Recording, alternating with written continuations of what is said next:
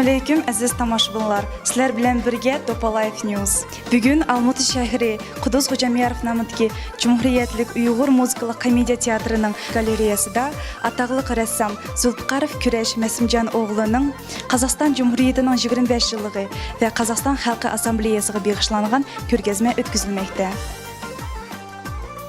Kurash Zulfiqarov xalqimizning va Qozog'iston Cumhuriyetining danglik rassomi.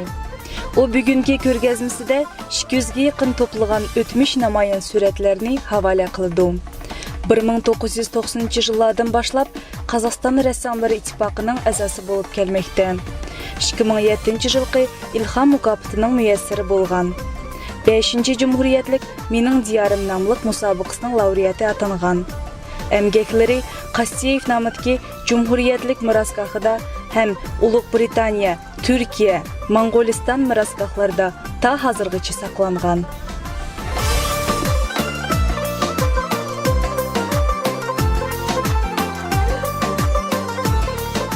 Meli çoğun adamlar bo'lsinmi, yoshlar bo'lsinmi, şu suratlarning qandaqdir o'zniki burunqi Uyg'urlarniki 150 yilni o'tgan voqealar, masalan, şu zamandaki ahvollar, ko'rinishlar, riyoqdagi Uyg'urlarniki mayli bozorda bo'lsin, mayli shaharning ichida ya sirtda, yezda yashayotgan şu zamandaki Uyg'urlarning ko'rinishlarini menimcha o'ylayman, o'zniki Uyg'ur tarixiga qiziqqan har cho'ng kichiklar bo'lsa, mashada o'ziga bir yaxshi bir nimalarni tepish mumkin deb o'ylayapman-da.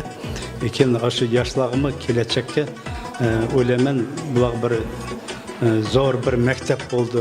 Biz Uyg'urlar mundaq o'tibmizki, bizdan o'rgangan odamlar, tarixchilar mayli Rossiyada bo'lsin, chet elda bo'lsin, bir yoqdan o'ylaymiz, shu ochiq ketganmi, durustmiki deb o'ylaymiz. Chunki hozir bizning vatanimizda saqlangan materiallar oz qoldi deb o'ylayman-da. Topalife internet yoshlar portali nomidan sizga cho'ng utuqlar tilaymiz. Suhbatingiz uchun ko'p rahmat. Sizlarga marhamat kelganingizga. Yoshlar kelib ketsin.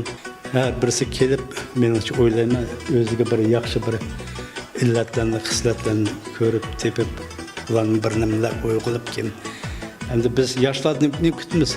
Bizmi ket bormiz, bizning kendimizde yosh avlod kelish kerak. Hozir biz masalan Uyg'ur ming uy deb atab o'tganda 25 yil galereya deb o'tkyapmiz.